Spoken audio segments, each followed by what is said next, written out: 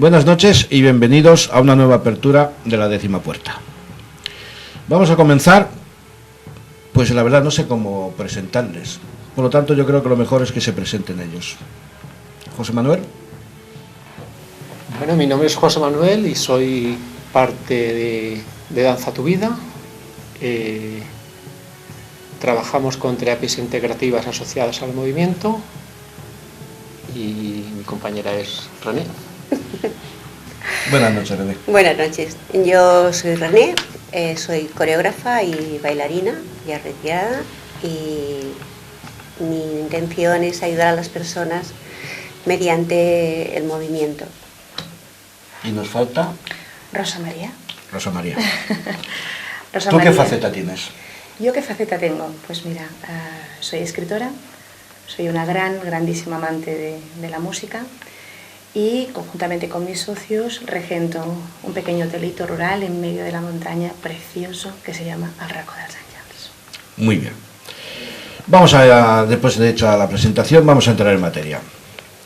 Nuestro objetivo, contáis, prioritario son las personas y sus necesidades emocionales y nuestra finalidad, ayudar a otros seres humanos a reencontrarse con su verdadera esencia. Así. Nada más y nada menos. Nada más y nada menos.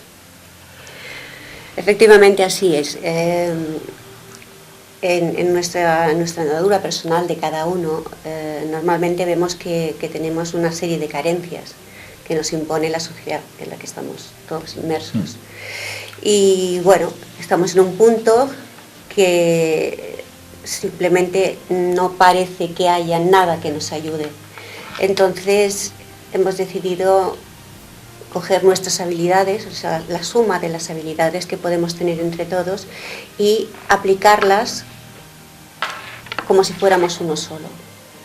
¿De qué forma esto nos lleva a la esencia de la persona? Pues desde varios frentes, desde varios instrumentos que tenemos, que utilizamos, como puede ser pues la música, la escritura en el caso de Rosa María, como puede ser la danza, como puede ser el movimiento sensorial, como puede ser pues las terapias individualizadas con las cuales 2 o 3 terapeutas trabajan con una sola persona, dependiendo del tipo de problema que tenga. En fin, hay muchas herramientas que nos llevan a poder involucrar a la persona en un ambiente propicio para poder que ella pueda, porque nosotros no solucionamos nada, nosotros simplemente acompañamos en este proceso para que cada persona pueda llegar a la consecución de su objetivo prioritario.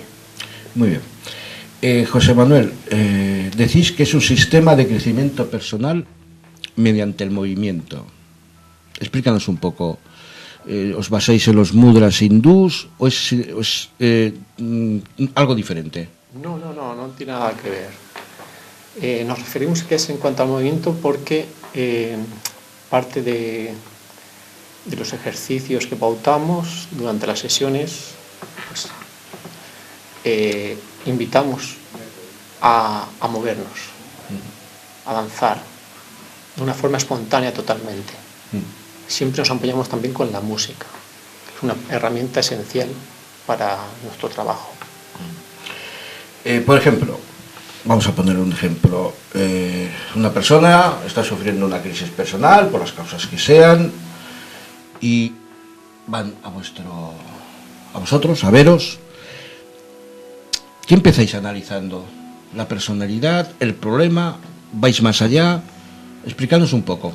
¿Qué camino seguir para poder ayudar a esa persona? Bueno, pues lo primero que hacemos es ponerle en movimiento.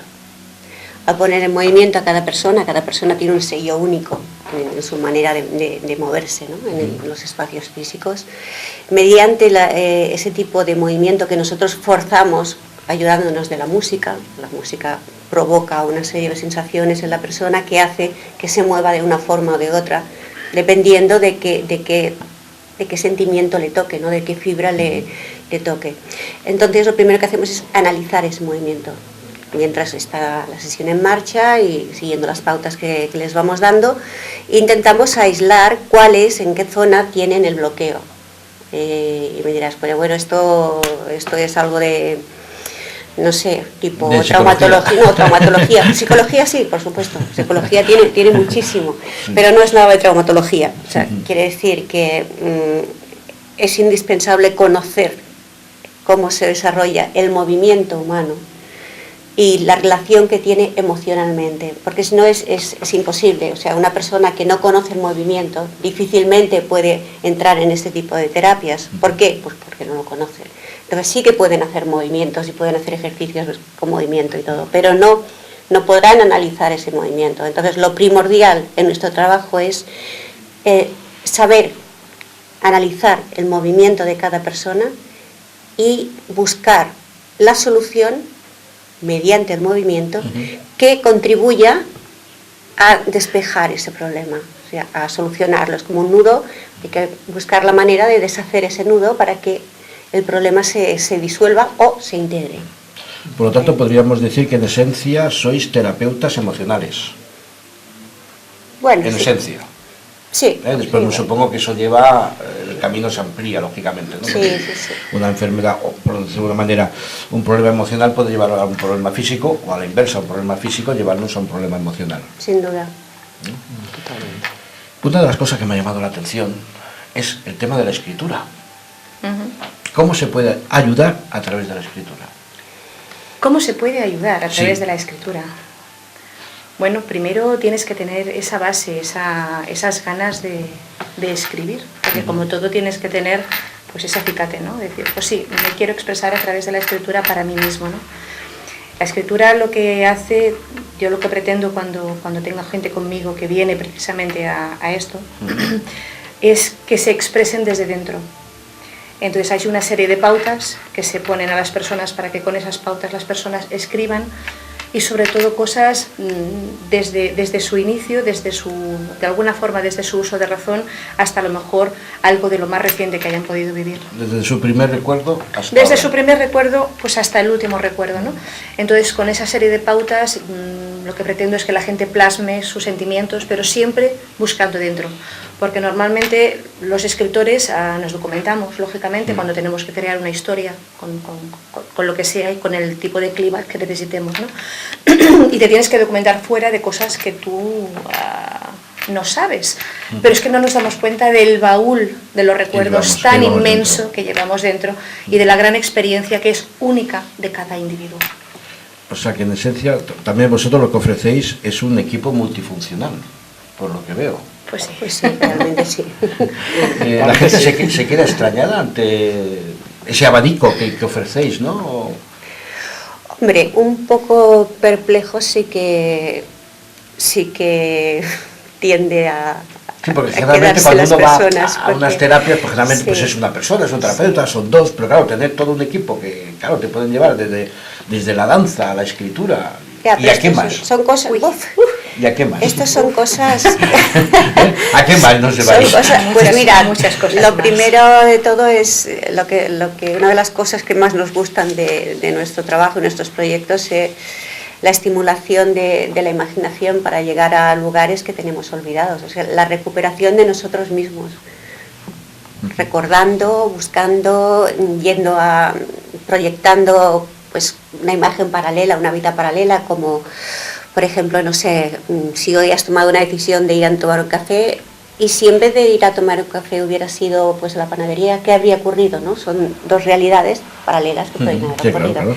Entonces esto es una forma de activar la imaginación espectacular. Si a eso piensa que ese es el leitmotiv y a partir de ahí le añades escritura, le empiezas a añadir música, le empiezas a añadir movimiento, le empiezas a añadir voz. O sea, todo eso son caminos que al final te hacen el todo, o sea, lo que es la completa expresión de la persona, ¿no? Sí, sí, sí, Porque sí. realmente tiene todas las herramientas que necesita para expresarse, absolutamente todas. Os estoy escuchando y me estoy planteando una pregunta. ¿Cómo nació esta idea? Pues como ¿Cómo? nace... Porque si algo con un acento, ya ves, no, pero vamos, es algo un poco peculiar, ¿no? Sí, Pues mira, de momento así como para arrancar, amor a primera vista. Ah, A partir de ahí ya... No me deis más detalles. No tenemos detalles, pero sí, básicamente fue eso. No, realmente fue un feeling, Sí. un feeling muy bonito y muy intenso que vivimos entre todos. Y entonces como que parece ser que todos comulgamos con unas cosas muy parecidas y somos muy afines en ver y en expresarnos y en compartir, porque realmente lo que queremos es compartir nuestra experiencia, lo que nosotros sabemos y la vida nos ha traído, lógicamente pues con otras personas, y que esas personas puedan optar a eso, y realmente ellos son los que van a hacer por sí mismos. ¿Qué es eso? Bueno, nosotros tenemos hasta aquí, pero el resto es la propia persona que se va a acercar la que lo va a recibir, ¿no? Pero bueno, ahí fue, ¿no?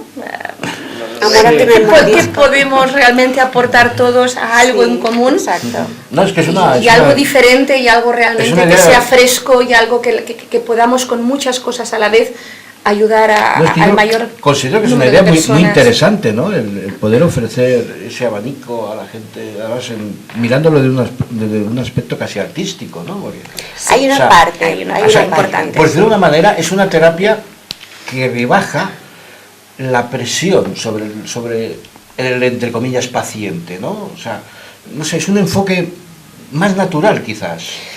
Pues sí, porque de hecho el ser humano bajo lente, bajo una lupa, no reacciona con naturalidad.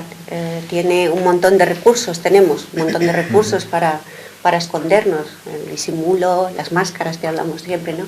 Tenemos 40.000, entonces en el momento que alguien nos pone debajo de una lupa tendemos a ocultar lo que nosotros pensamos que es lo peor de nosotros y a mostrar la mejor imagen.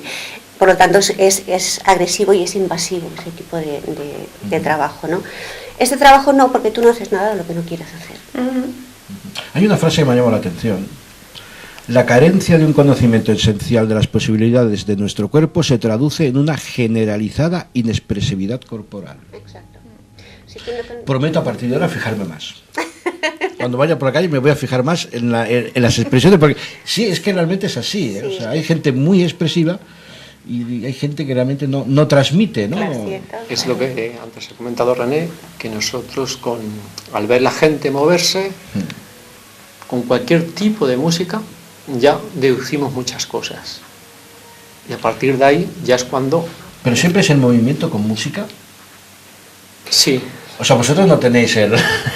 Yo, por ejemplo, que me gusta mucho la cábala, yo voy por la calle y voy sumando las matrículas de los coches. Aquellas cosas, ¿no? ¿Vosotros vais por la calle y vais analizando a la gente que os encontráis? Sí, porque ¿sí? Inconscientemente lo haces, sí, claro. No, es lo que me pasa con la matrícula de los coches, tú te das cuenta y los estás sumando, ¿no? Y a veces me digo, pero bueno, ¿qué estoy haciendo? Pero supongo que a vosotros... Es inconsciente, sí, además lo primero que miro son los pies. Y me supongo que gente famosa, ¿no? Y gente... Sí. Lo que pasa es que, claro, el tema de analizar a la gente famosa es que cuando son actores, actrices, bailarines, cantantes, bueno, es gente que está muy trabajada. Sí, entonces, claro, evidentemente. Lo que estás viendo no es real. El famoso Actors Studios, ¿no? Exacto. Sí, eso lo que claro, tú ves por la calle no es lo que ves en el escenario, tiene nada que ver. ¿La música que ponéis, Uf. la elige la persona o la ponéis vosotros? La música la elige el terapeuta. La elige el terapeuta. Sí. Y siempre tiene una cadencia orgánica, siempre. Pero siempre analizando a la persona a la que va dirigida. O sea, no ponéis la misma música por... No. Esto todo tiene un sentido. O sea, no se pone una música porque sí o porque a mí me guste. O porque le guste a José Manuel, o porque le guste a Rosa Mari. O sea, esa música tiene un sentido por ella misma. Está muy, o sea, después de analizar, digamos, al paciente, llegáis a la conclusión. O sea, que si yo voy y os digo, no, a mí me tenéis que poner Frank Sinatra, no me la pondréis. No. Muy mal. Es más, ni siquiera podrás hablar, a no ser que... Ah, bien, esto no lo habéis comentado. Ni siquiera podrás hablar. Es totalmente corporal. Sí, es todo corporal. Claro. Ahora es que tengas algún problema, haces una pequeña meditación, el terapeuta se acerca y te soluciona, pero no se puede hablar, no se debe hablar en este momento. Ya hay otro tipo de trabajo que hacemos que sí que puedes hablar. Sí, nosotros sí, porque somos los que conducimos de alguna manera, ¿no? Ya decimos que nosotros no curamos nada, ni Rosa María, ni José Manuel, ni René no curan nada. Lo que hacemos es acompañar en un proceso, dando unas pautas.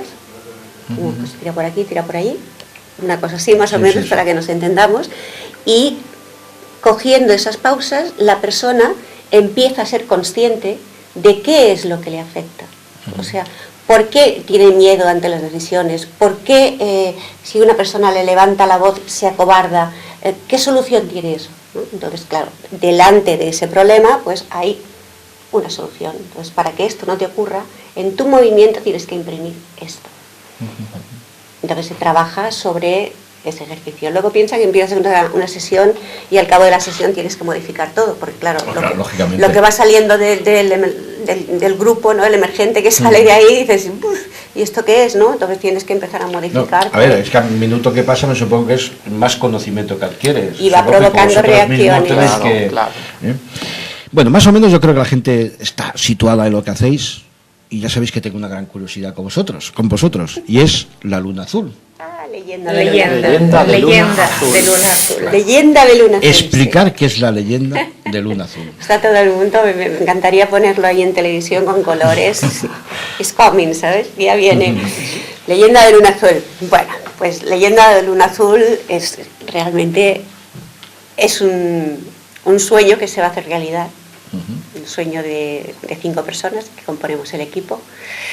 Y lo que es realmente es un escenario, pero un escenario onírico, no virtual, onírico. Y sobre ese escenario se van a desarrollar una serie de acontecimientos en la persona, guiados por lo que en esencia es Leyenda de Luna Azul, que existe físicamente. Quiere decir que es un cuento, una leyenda escrita por Rosa María, y dentro de esa leyenda hay infinidad de valores, de sentimientos, de reacciones, que son las que nos van guiando durante todo el vivencial. Yo me atrevería a decir que casi suena a iniciático. Bueno, ¿por qué no? La autora, aquí tenemos a la autora de la leyenda. Del cuento. Del cuento. Dinos, por favor, algo del cuento. Va, nos pues, tienes que poner la miel en los labios para que la gente diga, hombre, pues quiero conocer el resto. O sea, no desveles el final, pero sí algo. No desvelamos, no vamos a desvelar nada porque no, a ver, lo que sí se puede es, como ha dicho ella, está lleno de sentimiento, está hecho desde el corazón, desde luego, y con unos valores que son, pues de alguna manera, el cómputo de nosotros 5, ¿no? Está impregnado ese cuento de nosotros 5. Entonces, como tal, es una leyenda y como tal leyenda, pues es magia. Y dentro de esa magia, pues bueno, hay seres en los que puedes o no puedes creer, pero que te van a aportar todo ese granito de arena para que las personas, por lo menos, piensen, ¿no? Y sientan y reflexionen, y es lo que ya he dicho, es lo que nos va a encauzar a toda esa vivencia a la que hemos bautizado como Leyenda de Luna Azul, puesto que además Luna Azul es un fenómeno natural. Sí, eso. Y, a ver, ¿de qué forma lo estáis enfocando a la gente? Suena muy bien, suena muy bonito, pero ¿qué vais a hacer? ¿Talleres? ¿Cursos? No vamos a coser ni nada de esto, no. No, si ya sé que la palabra taller te pasa lo que a mí, no suena nada bien. No, realmente nuestro propósito. ¿O va a ser una terapia? Habrá una parte que servirá como terapia, pero en realidad lo que se trata es de vivir esa leyenda. O sea, de realmente entrar dentro de esa leyenda, de vivirla. O sea, hacerte protagonista. Exacto, como si fueras un niño. Como lo has bordado. Como los niños. Lo has bordado. Generalmente lo suelo hacer. Como si fueras un niño, no como un adulto, porque el adulto. O sea, es como si yo estuviera leyendo, yo qué sé, el cuento de. No, Blancanieves, no, digamos de la Bella Durmiente, y yo soy el príncipe. Exacto. Pero me convierto en un personaje dentro del cuento. Exacto, es como. Perdón. Por poner un ejemplo, es como cuando piensas, me voy a ir un fin de semana a pasar a tal lugar. Y sueñas, ojalá y fuera así. Pues nosotros nos vamos a encargar de que eso sea. De que el sueño sea así. Que eso sea Leyenda de Luna Azul. Bueno, realmente también. Ocurriendo una vivencia con nosotros, con las demás personas que acudan a ese fin de semana, porque Leyenda de Luna Azul empieza un viernes por la tarde y es hasta el domingo después de comer. Fin de semana iniciático. Sí. Ya lo digo yo. Sí, bueno, es una iniciación bastante intensa, ¿no? Si utilizamos la palabra iniciación. Vuelvo a hacer la misma pregunta. ¿Cómo surge la idea? Pues la idea surgió, no sé, pensamos que teníamos tantas cosas en común que cuando hablábamos decíamos, pues yo pienso igual, oye, pues yo creo lo mismo. Y de golpe dijimos, oye, vamos a hacer algo juntos, ¿no? ¿Está dirigido a cierto grupo de edad determinado o se admite diversidad? A ver, no, yo diría que no tiene edad, lo que pasa es de que quizás no sería destinado quizás a niños, ¿no? Bien. Podríamos pasar tal vez de cara a... Esto tú tienes que ver, Porque más bien de cara a adolescentes. Porque los niños ya viven de por sí en un mundo onírico, ¿no? No pero necesitan tanto como nosotros. No, porque además de eso hay una fase del proceso en el que trabajamos todo el tema de luces y sombras, ¿no? O sea, nuestras propias sombras, y no creemos que un niño tenga todavía las vivencias necesarias. Exacto. Sí, para... claro. Vamos, que no lo necesita. Que no tiene de cierta nada que manera. expiar, digo. La verdad es que No sé, no. porque viendo algunos... Sí, No, realmente no lo necesitan porque Evidentemente a ese nivel. no es su cosa. Se puede adaptar en otro tipo de trabajos que también lo hacemos, pero Como no. quiero que más o menos la gente os conozca totalmente y ya el tiempo pasa volando y con vosotros más, evidentemente. Háblanos un poco del Racó de los dels Àngels, que además lleváis allí a cabo, ¿no? La leyenda. Sí, es Exactamente. que Claro. ¿Por qué escoger un lugar ya de por sí a poca distancia del Pedraforca? Para los que nos vean de fuera de Cataluña y no conozcan el Pedraforca es una de las montañas mágicas, míticas, por decirlo de manera, de Cataluña. Si Montserrat, la podríamos decir que encarna el lado beático, por decirlo de alguna manera, por la Virgen de Montserrat, y en fin. Pedraforca, digamos que encarna el otro lado. Era un lugar de la unión de las brujas, los pueblos de alrededor, que además es bonito porque es curioso. Cada punto cardinal del pueblo hay una cruz de hierro que evitaba en su tiempo que las brujas que iban al Pedraforca, los aquelarres, pasaran por encima del pueblo. Entonces, en cada punto cardinal hay una cruz de hierro y se supone que las brujas rodeaban el pueblo y ya no pasaban por encima, ¿no? Por lo tanto, el lugar ya de por sí es mágico. Lo es. Tremendamente mágico. La Además, situación. Sí, es que ya solo viendo la foto de Pedraforca tiene algo esa montaña, Sí, ¿no? sí, Tiene sí. algo. Es cierto. Entonces, ¿cómo nace la idea de decir, pues oye, allí hacemos un sitio y vamos a hacer allí la leyenda, que el sitio para mí es inmejorable? Es inmejorable. Pues bueno, básicamente, primero evidentemente nos conocemos. Sí, claro, porque si no... Entonces, nos conocemos... No, perdona, primero tuvisteis que nacer, porque si no llegáis a nacer... Evidentemente. Bueno, eso nos iba a llevar mucho tiempo explicarlo. Sí, ¿no? Vamos a intentar resumirlo. Sí. Nos conocimos precisamente como yo soy una gran amante de la danza, de la música, y es una parte vital e importantísima también de mi vida, desde que tengo uso de razón. Pues bueno, los conocí a ellos a través de una de sus clases y ahí me presenté.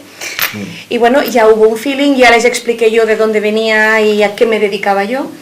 Y bueno, ellos enseguida tuvieron esa necesidad de venir in situ a conocer el lugar, ¿no? Pues algo les llamó ahí, ya sea pues el feeling que hubo entre nosotros, ya sea porque en ese momento ellos pues vieron algo y dijeron, vamos a ir allí y conocer el lugar. Y así fue. Ahí entonces empezamos realmente, en el Racó dels Àngels se empezó a gestar esta posibilidad y ese potencial que teníamos todos los que estamos en el Racó dels Àngels y ellos dos, ¿no? Al principio era la idea de decir, podéis hacer cosas aquí, puesto que un 50% de nuestra labor en el Racó dels Àngels es que vengan gentes, terapeutas diferentes, con diferentes herramientas, aparte de las propias que hacemos nosotros allí, ¿no? Entonces, pues ofrecimos primero el hecho de que ellos pudieran realizar allí, desarrollarse allí con nosotros, pero ellos, individualmente, ellos como terapeutas de todo lo que ellos ofrecen, ¿no? Sí. A partir de ahí, al expresarles nosotros y compartir con ellos las cosas que hacíamos nosotros, es que eran cosas tan ligadas y eran cosas tan en común que surgió el decir, ostras, y un fin de semana juntos dándolo todo. Y ese fue el granito de arena que pusimos en la maceta y que a esta hora hemos estado regando. Pues muy bien. Ya para cerrar, a mí me gusta de cierta manera hacer un pequeño atraco a los que entrevisto. Alguno seguramente me deja de hablar, pero bueno, es igual. Y os voy a poner, no creo que sea difícil, ¿no? Pero sí que me gustaría que en una sola palabra, dierais una definición de la leyenda de Luna Azul. Una sola palabra. No se admiten más. Vale, pues creo que está clarísima. Magia. José Manuel. Felicidad. Amor incondicional. Has dicho dos, pero bueno, te lo admito. Es que hay muchos tipos de amor, habría que matizarlo. Bueno, después ya porque esto no puede ser, o sea, que se dice una cosa y se hace otra. Pues realmente ha sido un placer teneros. Igualmente. Yo creo que es interesante que la gente os conozca, porque es lo que comentaba antes, ¿no? Yo creo que ofrecéis algo diferente. Todas las terapias son importantes, son interesantes, cada uno tiene la terapia conveniente para ellos. Exacto. Pero, en fin, yo creo que vosotros dais algo diferente. Por lo tanto, agradeceros vuestra presencia. Gracias a vosotros. Volveréis, no os preocupéis. Y espero que os haya resultado cómodo. Ha sido un placer. Pues sí, la verdad que sí. Pues para mí también. Gracias. Gracias. El 24 de junio, el piloto civil norteamericano Kenneth Arnold ve una formación de 9 objetos en forma de boomerang, volando a una velocidad estimada por él superior a 1.500 kilómetros a la hora, mientras pilotaba sobre la cordillera de las Cascadas, estado de Washington. Arnold se dirige a la oficina del FBI para informar, pero la encuentra cerrada. Por lo tanto, acude a un periodista para narrarle su observación. De ahí nacería el término platillo volante. Tenemos esta noche con nosotros a Xavier Soler. Buenas noches. Buenas noches. Xavier Soler ha escrito un libro, Omnis, caso abierto. Sinopsis. Omnis, caso abierto es un ensayo sobre ufología, una visión crítica hacia la ciencia oficial, creyentes y negacionistas. Al tiempo, el libro es autocrítico con el mundillo ufológico. Pocos amigos te vas a hacer, Xavier. Yo espero que ninguno. De hecho, yo últimamente le digo a todo el mundo que si, o algunos ya se los he dicho, que si de todas las personas que lo lean el 90% quedan descontentas, eso quiere decir que el libro habrá tenido éxito. El hecho que narraba de la visión de Kenneth Arnold, año 1947, ¿lo consideras el nacimiento de la ufología? De la ufología moderna, como máximo. La ufología la hemos de dividir en dos ámbitos. Digamos que sería la ufología que da el salto a los medios de comunicación y, por otro lado, hay la ufología que se ha interpretado de formas diversas. Por ejemplo, se puede interpretar, yo no quiero decir que lo sea, pero se puede interpretar que Fátima y todas estas apariciones marianas en las que muchos de los presuntos testigos hablaban de que habían dos soles, pues se puede interpretar que era un sol y un ovni. No digo que lo sea, digo se puede interpretar. Sí, claro. Pero esto ya pertenece al siglo pasado y nos podemos ir atrás en el tiempo y hacer las interpretaciones diversas que nos parezca de hechos que han venido pasando de padres a hijos, han venido pasando en los libros de religión, en los libros de historia, en pinturas, etcétera, etcétera, etcétera. Por lo tanto, la ufología moderna tendríamos que trazar la línea de comienzo prácticamente en este año, aunque podríamos bajar un poquito más hasta 1942 a la batalla de Los Ángeles, y tal vez esa sí que sería realmente, en 1942, tal vez con la batalla de Los Ángeles podríamos hablar realmente del momento en que la ufología da el salto a los medios de comunicación. Un mes después del caso Kenneth Arnold tenemos el famosísimo Roswell, celebérrimo Roswell. Al final yo te haré la pregunta, si te pues la quieres la contestas, si no también. Tú pregunta lo que quieras, que yo contestaré lo que me dé la gana. Se suele decir, si crees o no crees en los ovnis. Ahora estamos analizando el fenómeno. Esta pregunta, en vez de hacérmela después, házmela antes. Porque ahí está el kit de la cuestión del libro. Yo quería que la gente estuviera esperando, pero este señor, ¿cree o no cree en los ovnis? Vale, házmela cuando quieras. Incidente del el celebérrimo caso Roswell, Nuevo México, Estados Unidos, el 7 de julio del 47. Parece ser que un señor encuentra restos de un ovni estrellado. El caso, yo creo, no sé, debe ser el caso ovni sobre el que más se ha escrito. Y el que se escribirá. Se ha hecho películas, se han dejado de hacer películas, versiones son 300.000. Lo que sí que es cierto que el FBI en su momento reveló en documentos desclasificados que uno de sus agentes tomó nota constatando que un ciudadano anónimo afirmó haber hallado extraterrestres en el interior de platillos volantes encontrados en el suelo. De hecho este informe es el informe Guy Hotel, en el que un agente del FBI entrevista a una persona que era miembro del equipo de investigación de las Fuerzas Aéreas. De ahí el nombre de Guy Houghton, ¿no? Porque además Guy Houghton se ve que era una persona con un cierto prestigio, ¿no? Y efectivamente en ese informe, lo que pasa es que ese informe tiene una trampa, ¿eh? En ese informe ciertamente habla de un incidente en Nuevo México y explica que entre los restos habían humanoides de no más de 1,20 m de altura, con unos uniformes muy ajustados, semejantes a los que utilizan los pilotos de las Fuerzas Aéreas que hacen vuelos de alta velocidad a muy alta altura, o sea, lo que llamamos los vuelos supersónicos, ¿no? Y que se habían encontrado esos restos. Lo que pasa que ahí no se da fecha al incidente.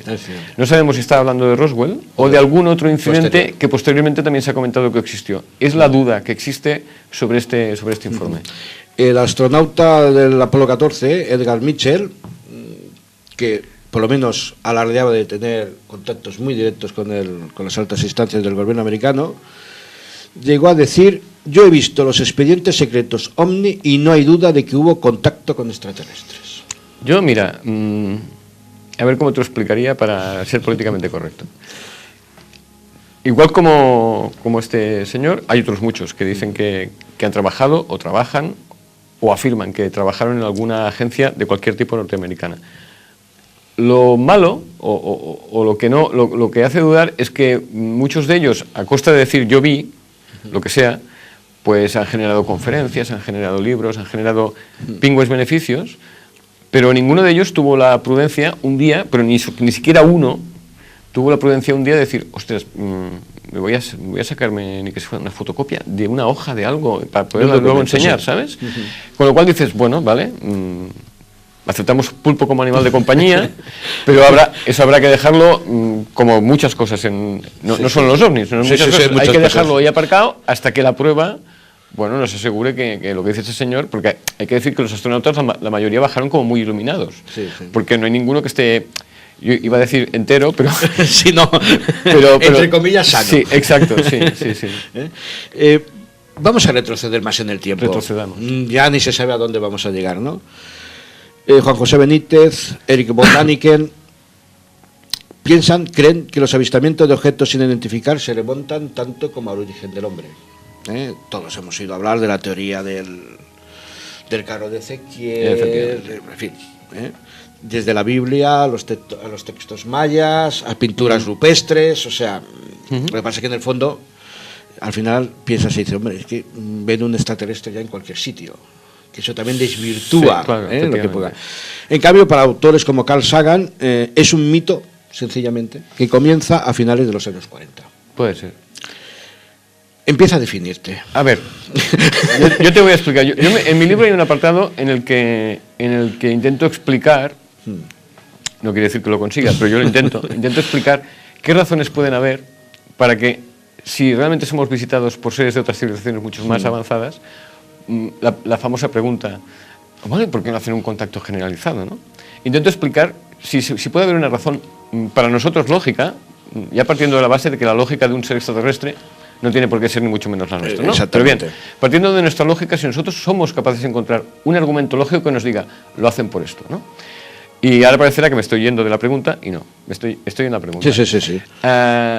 Y una de las pruebas una de las explicaciones que yo coloco aquí como la más solvente, bajo mi punto de vista, siempre, no quiere decir que yo tenga la razón, puedo estar absolutamente equivocado, es que en el siglo XX se ha producido varios casos que serían equiparables a lo que sería, en el momento actual, que viniese una civilización extraterrestre y situase un platillo volante en cada capital importante del planeta, que es lo que se llama el culto cargo y una ramificación del culto cargo, que es el culto John Frum, en la que el contacto de una civilización muy avanzada, como es la civilización americana, con una civilización que estaba en la edad de piedra de unas islas muy cercanas a Australia, esos aborígenes australianos tomaron a los americanos por dioses, a los aviones por los vehículos en los que los dioses eran proveídos de alimento, y a partir de aquí se creó un culto que aún hoy, de forma bastante, digamos, folclórica, se sigue celebrando, y una vez al año se hace un homenaje a John Frum o a los dioses del culto cargo, para que algún día vuelvan a enviarle las provisiones, y se disfrazan pues y hacen aviones de madera, y en fin.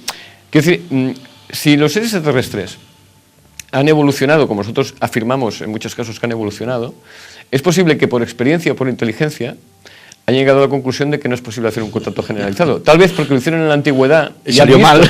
Y han visto que lo único que consiguieron fue crear religiones que mucho no han aportado a la humanidad, digamos, o porque simplemente ellos saben que hacer esto pues absorbería la cultura que hay en la Tierra y crearía un absoluto desmontaje de la situación actual, ¿no? Yo no sé si he contestado a tu pregunta. Sí, pero además he querido entrever que en este caso estarías tú más cerca de Benítez y von Däniken que de Carl Sagan, sin darle la razón a uno ni a otro. Yo admitiría la posibilidad.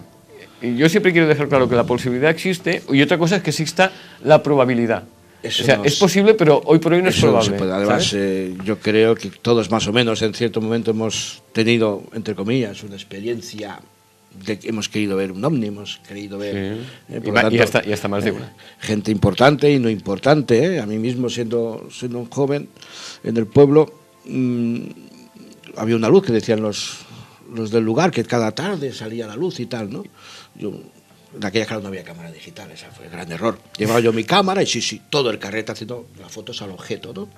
El objeto de repente desapareció.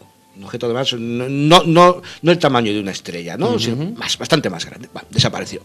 Yo con toda mi ilusión llevo el carrete a revelar a una tienda fotográfica y cuando al cabo de los días fui a recogerlo, se había perdido. Ostras, qué bien. Ahora esto con las cámaras digitales no pasa. No. A no ser que lo pierdas tú, pero ya no. Y siempre, te digo de verdad, han pasado pues posiblemente 40 años, porque eran en mis inicios en estos temas, ¿no? Y lo recuerdo todavía y llevo una frustración grande por no haber podido ver la fotografía de aquello. Yo te puedo aportar mi frustración, que seguro que es más grande que la tuya. Seguro. Yo subí por primera vez a Montserrat a la explanada OVNI de Grifol. Ah, hombre, la famosa... Por primera vez en 2012, no había subido nunca. Ah, ¿se siguen reuniendo? Sí. Porque esto ya pasaba hace 30 años. 33, creo que 33. Y se juntan allí muchísimas personas. Sí. Bueno, pues yo fui porque en aquel momento hacía un programa de radio. Y yo la verdad es que nunca he tenido un excesivo interés por subir, porque digo, bueno, si se ven, se ven, y si no se ven, no se ven. Yo no tengo problemas, porque yo ya tuve 3 avistamientos cuando era joven y ya tuve bastante, ¿no? No necesito ver para creer. Sí.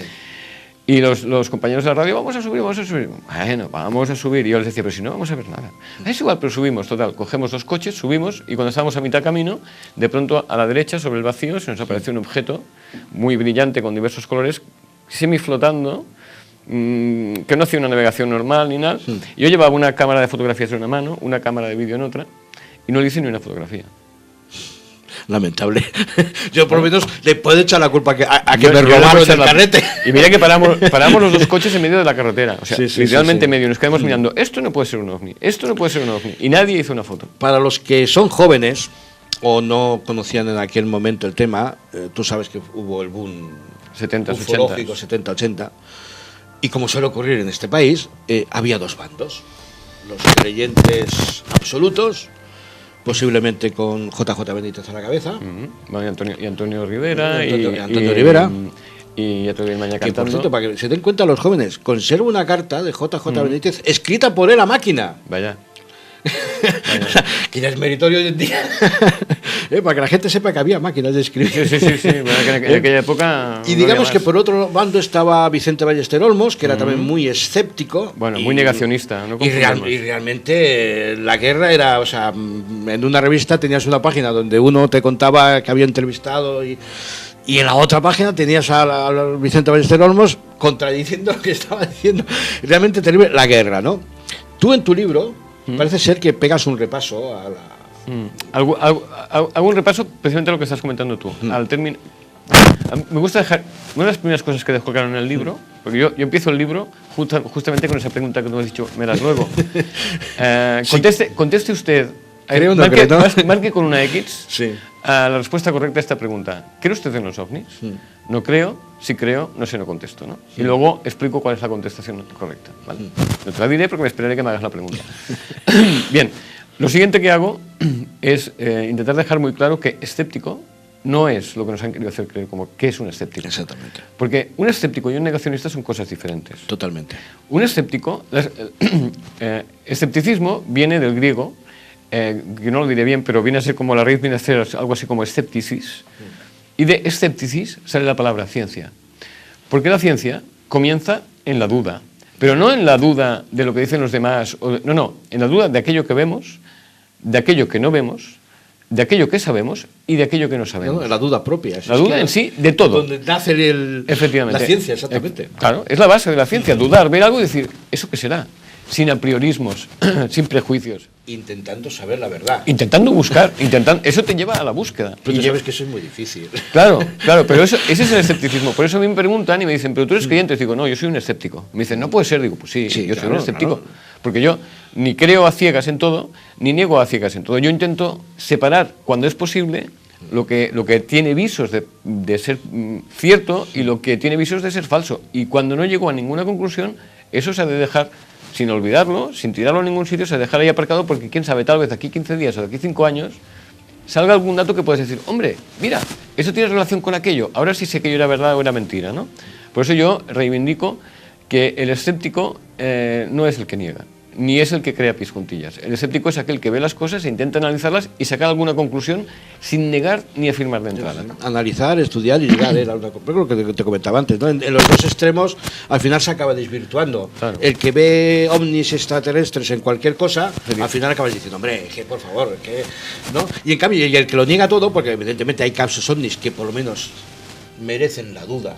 Yo comento el de Valencia, es que nunca me acuerdo cómo se llama el aeropuerto de Valencia. Manises. Comentó el de Manises y aporto la explicación que 74 creo que fue algo así. Aporto la explicación que dieron el grupo de escépticos que hizo aquella explicación. Pero es que la explicación es... No, eran las chimeneas las chimeneas de abajo de Murcia, ¿no? Que dices, pero tú te pones a leer todos los argumentos que dio aquel caballero que hizo aquel librito tan fantástico, que nunca más se supo de aquel hombre, a pesar de que era una eminencia científica, pero yo he buscado biografía o historia, no hay nada, es como si no hubiera existido, nada más trabaja en un pequeño blog local haciendo unas aportaciones de no sé qué, que no tiene nada que ver con la ciencia tampoco, en fin, pero es que las explicaciones que aportan es que son más paranormales que el ovni en sí, ¿sabes? A ver, yo te digo la verdad, Xavier, yo soy piloto de un avión involucrado en aquel caso, que he estado a punto de chocar con algo. Yo le pongo una demanda. No, porque está infravalorando mi capacidad profesional, y eso es grave. En un piloto de aviación yo creo que es grave. Pero es que no solo es eso. Ellos llegan a afirmar que tanto uno como otro tenían las facultades psicológicas alteradas. Y dices, a ver, si dos pilotos, porque ven las chimeneas de Murcia, se les alteran las capacidades psicológicas, ¿cómo puede ser que esos señores sigan de servicio? Exactamente, ¿cómo puede llevar un avión? Porque claro, el uno llevaba 200 y pico o 100 y pico de pasajeros en sus manos y el otro era un piloto de combate, pero era un piloto de combate para emergencias, es decir, salía a las situaciones más críticas. Exactamente. Que dices, bueno, este hombre no puede pilotar y el otro tampoco. Yo le pongo una demanda, o sea, porque claro, ¿de qué me estás tratando? Claro, pues eso, de alterados. Pues, hombre, esa explicación no se aguanta por ningún lado. ¿Le has hecho un análisis psicológico a estos pilotos? ¿No se lo has hecho? Entonces, ¿cómo te atreves a afirmar? No, además el caso de Manises yo creo que es uno de los que, ya, por lo menos más inquietantes, ¿eh? O sea, a mí me pasa lo que a ti. Yo no sé, pero yo también soy incapaz de decir si... Claro. O sea, yo personalmente creo que sí, que efectivamente... Y además existen los informes de la Fuerza Aérea que dicen que no tienen explicación para el caso. Y están desclasificados, por tanto se pueden aportar y en mi libro se pueden encontrar. Exactamente, es lo que decimos, ¿no? Que al final... En fin, uno está más cerca de creer que sí, no llevado por el fanatismo de ver ovnis y en todas partes, pero claro, es que hay casos que dices, Dios mío, o sea, es que negar, es que Venus, ¿cuántas veces hemos oído? No, es que aquello era Venus, hombre, pero como un piloto de aviación, imposible, con más horas de vuelo, va a confundir Venus con una nave, hombre, por favor. Bueno, es que son casos... Y la señal del audio, cuando el piloto de caza... que es una señal de que lo estaban apuntando, dice, no, esto eran los americanos que estaban haciendo experimentos de interceptación de comunicaciones en Valencia y no sé qué, y luego hay una carta de un general americano diciendo que nosotros no estábamos ni cerca de allí, ¿sabes? Pero ¿cuántas cosas no soluciona en meterle la culpa a los americanos? Entre los americanos, Venus, las chimeneas de los Murcia, globos, los globos son, en fin, algo tremendo. Sigue. Coartándome para hacerte las 3 o 4 preguntas claves. Cogemos una revista de este mes, no voy a decir la publicación que es, y podemos leer: ovni con forma de boomerang sobre California. Espectacular imagen de un no identificado en Costa Rica. No es un fraude. El pasado 14 de febrero un ovni sobrevoló el municipio de Rivoli, en Italia. Triángulo luminoso en Ucrania. Desaparece y aparece un objeto luminoso en Brasil. Esferas luminosas en México. Un ovni triangular sobre Indiana. ¿Dónde se halla la ufología en estos momentos? Porque han pasado casi 70 años de Arnold. Sinceramente, yo te diría que la ufología está un poquito a la deriva, seamos suaves, ¿vale? Está a la deriva y te explicaré por qué. Después de 70 años, 75, bueno, sí, sí, llevamos 65, es igual. Los 70 años ya, sí. Hemos sido incapaces, y cuando digo hemos, hablo de todos aquellos que estamos más o menos relacionados con el mundo ufológico o de misterios, dilo como quieras. Hemos sido incapaces de crear una organización supranacional en la que todo el mundo pueda aportar casos, con o sin pruebas, que se archiven y cualquiera pueda decir, a ver, sí, ovnis vistos en, yo qué sé, en Santa Coloma de Gramenet, entre el año 80 y el año 90, y que tú accedas allá, hagas una búsqueda y te digan, mira todo esto, datos, sí. Y aquí tienes fotografías, aquí tienes vídeos para que las puedas analizar si quieres. Eso no existe, ¿vale? Entonces, ¿qué ocurre con todo esto? Tú entras en YouTube y pones ovni, y YouTube se te echa encima y te mordisquea, ¿no? Porque empiezas ahí, bueno, empiezas a mirar vídeos y si uno tiene, ni que sea un poquito de experiencia en las cuestiones de producción audiovisual, coges el vídeo y aún descargándote lo que baja en muy mala calidad y ya todo muy estropeado y tal, te lo pones en un editor de vídeo, empiezas a ampliar la imagen y dices, pues esto es un cortar y pegar más burdo, ¿sabes? Claro, dices, ¿eso es una prueba de un ovni? Pues por el amor de Dios. Claro, dices, es que todo es un ovni ya, ¿no? Entonces ya no puedes distinguir. Cuando intentas encontrar un vídeo que dices, bueno, mira, este tiene pinta, encuentras uno entre 300 o 400 y la dificultad que tienes, ¿no? Sí, entonces, claro, al no poder separar, hay como un cajón desastre en el que está todo metido y que, claro, luego se comprende que la ufología tenga tan mala fama. Pero es que además, si tú te paras a intentar pensar razonablemente, ni que sea 3 minutos, qué dice la palabra ufología, te darás que la palabra ufología es algo así como investigador de nada. Porque un ovni es un objeto, es decir, es una cosa, sí, volador, es decir, que va por el aire, no identificado, es decir, que no sabemos si es lo que buscamos o creemos que es. Pero como no hemos definido qué es lo que buscamos y qué es lo que creemos que es, ¿qué estamos estudiando? Sí, una bandada de pájaros, como a veces por ejemplo, también se pone como excusa. O aquellos globos que lanzaron en una publicidad hace unos años en Barcelona, que en alguna radio a nivel nacional se pegaron 50 minutos diciendo, ¿serán ovnis? ¿No serán ovnis? Y si son globos, ¿qué nos quieren decir los globos? Que los globos no quieren decir nada. Sí. A ver, es lo que tú dices, es el gran problema y más hoy en día con la masificación de imágenes, fotografías, pero bueno, no te vayas muy lejos. En la época gloriosa de la parapsicología aquí en España, en un congreso hubo un señor, voy a omitir el nombre, más que nada por vergüenza, donde presentó la imagen de un ser espiritual, luminoso y tal. Analizado la fotografía, había fotografía de una bombilla, los filamentos de una bombilla. Eso lo llevamos al caso OVNI y bueno, o sea, te puedes encontrar del clásico señor que tiraba 2 platos hundidos y le hacía una foto y después veía la foto, mira que... O sea, es tremendo. OVNI en Guadalajara, por decirte algo, y ves una luz en medio de un fondo negro, que puede ser el cielo o no, y no se ve nada más. Y dices, vale, y esto es Guadalajara porque... Vamos a mencionar... No me gusta personificar, pero en este caso sí, porque creo que hubo un punto de inflexión importante en la ufología en España. La desclasificación que, de forma, no vamos ahora a explicar, el señor Benítez consiguió de documentos clasificados por el ejército español. Los documentos, evidentemente, eran auténticos, y tú sabes que eso recrudeció la guerra, porque claro, más de uno pensaría, bueno, ¿y por qué no los tengo yo, los tiene él, ¿no? ¿Tú crees que ese fue un punto de inflexión importante? Yo creo que eso fue una cosa que podía haber sido muy positiva, que podía haber estado muy bien, y que al final ha resultado más un problema que otra cosa. Porque yo he intentado encontrar esos documentos desclasificados. Sí, no los has encontrado. Claro, es que ¿dónde los vas a buscar? Sí, claro, evidentemente, claro, están clasificados como secretos. No, pero están clasificados. Sí, pero están desclasificados. Pero siguen sin estar. Solo te puedes ir a consultarlos al archivo de las Fuerzas Aéreas con una acreditación especial. ¿Qué desclasificación es esa? Es decir, bueno, sí, dentro de lo que cabe. Hombre, tú te vas a la página web del FBI o a la página web de la NSA, que la NSA es aquello. Bueno, pues tú te vas a la página web de la NSA o a la página web de la CIA y allí encuentras todos los documentos desclasificados y te los puedes descargar porque ellos los han puesto en PDF. Aquí yo he entrado en todas las páginas web oficiales y no están. Y no hay ningún sitio donde diga archivos desclasificados del tipo que sean. Yo no digo OVNI, del tipo que sean. No hay ningún sitio oficial en el que estén. Es decir, los has de buscar porque alguien ha tenido acceso o le ha llegado una copia y lo ha publicado en su página web, y entonces en Google pues los vas encontrando y ahí los he encontrado yo, los que he podido encontrar, ¿no? ¿Sabes cuál es la única web donde puedes? Es que en España entonces es diferente. Sí. La única página web en la que puedes encontrar documentos originales que efectivamente no son desclasificados, pero que sí tienen un valor y una curiosidad y un interés, una página con todos los documentos UMMO. Y están todos los documentos UMMO que te los puedes bajar todos uno por uno en PDF. Me había olvidado del problema humo. Sin H, señores, sin H, y con 2 M's. No, ahora como vamos a hacer un poco de revista, yo creo que también lo podríamos comentar. Bueno, ha llegado la hora que te mojes. Pero vamos a empezar primero por el principio. Vamos a empezar por el principio. ¿Crees que estamos solos? Yo creo que matemáticamente es altamente improbable que estemos solos. Repito, ¿crees que estamos solos? Es que yo no me gusta creer. O sea, yo no creo en los actos de fe. O sea, pregúntame si creo... Interiormente tendrá el nombre. Sí, pero interiormente, a nivel privado, a nivel particular. Pero no para... O sea, es decir, hay que diferenciar dos cosas. Cuando uno habla en público sobre un tema, las creencias personales han de quedar aparte. Uno ha de decir aquello que sabe o cree que sabe, no aquello en lo que cree. En tu libro algo habrás plasmado de lo que piensas. No, no, incluso si lees la introducción verás que yo con 16 o 17 años yo era un contactado, digamos, y yo tuve 3 avistamientos ovnis programados.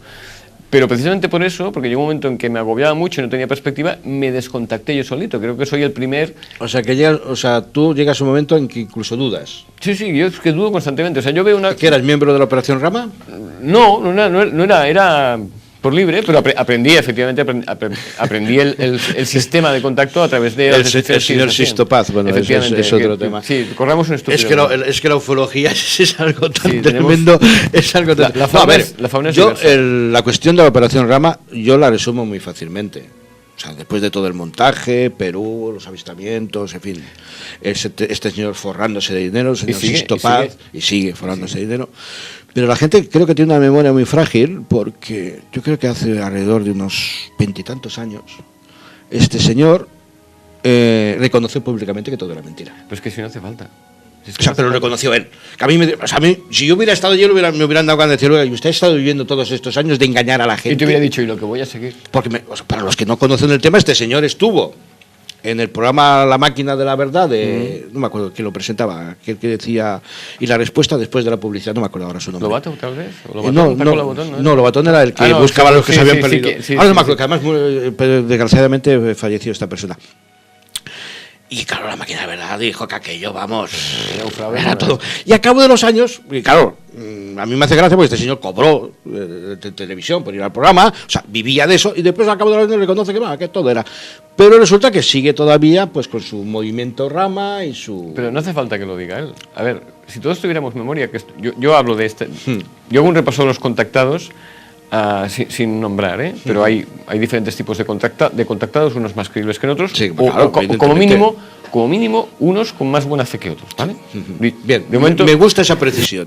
Luego, a partir de ahí, que cada uno lea en el libro lo que digo y me tire las piedras que me haya de tirar, ¿no? Exactamente. Pero si todos tuviéramos memoria, y yo creo que esto concretamente lo cito más o menos textual, todos deberíamos recordar qué decía Sixto Paz en los 70, que iban a hacer los extraterrestres, exactamente. y qué está diciendo ahora que van a hacer los extraterrestres. En los años 70 decían, literalmente, que aquellos humanos que se lo merecieran, vendían no sé cuántos miles de naves a la Tierra y los evacuarían a todos y dejarían que la Tierra se pudriese, ¿vale? Ahora, en cambio, la Tierra va a evolucionar directamente de la tercera a la quinta dimensión, sin pasar por la cuarta, porque ¿para qué nos vamos a aburrir? ¿No? Y entonces todos vamos a evolucionar de golpe y porrazo, y de hecho la evolución ya ha empezado, lo que pasa es que no nos hemos dado cuenta. Por favor. No, es que en serio. Sí, es tremendo. Es que lo oyes y yo me indigno, porque digo, pero es que somos todos tontos. Yo me acuerdo de un vidente, o llamémosle como queramos llamarlo, un tal Iván Trilla, que todos los fines de año lo entrevistaban en televisión. ¿Cuáles eran las previsiones para el año siguiente? Todos los años pronosticaba lo mismo. Moría Ronald Reagan y moría el Papa. Pasaba el año, ni Ronald Reagan moría, ni moría el Papa. Y al final de año volvía a decir lo mismo. Claro, llegó un año que acertó, evidentemente, ¿no? Y no sé, es que parece que todo se tergiversa o se pierde en el mercantilismo, no sé, ¿no? Bueno, ¿sabes qué pasa? Que primero la gente no tiene o no quiere tener memoria. Y por otro lado, todos, no hay quien se salve, todos necesitamos de tener una esperanza o una explicación.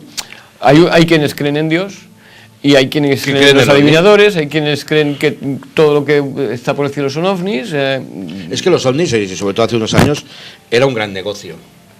Sí, la venta de libros. Sí, ahora son una ruina, pero antes eran un negocio. Sí. Nos dicen los técnicos que ya está acabando y está la gran pregunta. Sí, el tiempo ha pasado volando, vamos, que supersónicamente.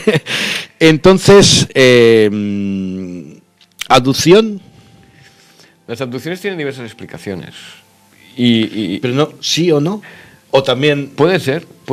Pero claro, las abducciones pueden ser desde una alteración del sueño, pasando por un experimento social de los gobiernos. No, yo me refiero, ¿vienen los extraterrestres a abducirnos? No tenemos suficientes datos como para poder afirmar sí o no, pero no es imposible. Sí, que me digas sí o no. ¿Has visto la película Mars Attacks? Sí. La humorística. Sí. ¿Estás más cerca de Mars Attacks o de ET? Ni en un sitio ni en otro, yo estoy en medio. O sea, hay buenos y hay malos. Tiene que haberlos porque en el universo hay bien y hay mal. Es que a mí es otra cosa del mensaje omniufológico extraterrestre que me preocupa, es que parece que sean todos ángeles. No, en el universo pasan cosas buenas y pasan cosas porque malas. Porque además se dice una cosa que yo además creo que es un error, que se suele decir que no, es que como son más elevados, más inteligentes, tienen que ser buenos. Yo no pondría la mano en el fuego por ello. Nosotros estamos más elevados y somos más inteligentes que los hombres de la Edad de Piedra y somos seguramente mucho más violentos que los hombres de la Edad de Piedra. Pues ha acabado. Creo que hay un hombre negro esperando al señor Xavier. No me extrañaría. Esperemos que... En otra ocasión ya hablaremos de los hombres de negro. Ha sido un placer tenerte en el programa. Espero que tu libro tenga el éxito que sin duda se merece. Y no dudes de que lo leeré para recordar viejos tiempos. Bueno, si subes a los Brooks, intentaré. El día 11 o sea, dentro de muy poquito, a las 10 de la noche presentamos el libro en el Hotel Brook y lo venderemos con descuento además. Bien. Y firmado y dedicado. Pues muy bien, Xavier, un placer. Igualmente. Muchas gracias. A ti. Y bueno, y ya por hoy acabamos esta apertura de la 10ª puerta. Hasta el próximo programa. Muchas gracias.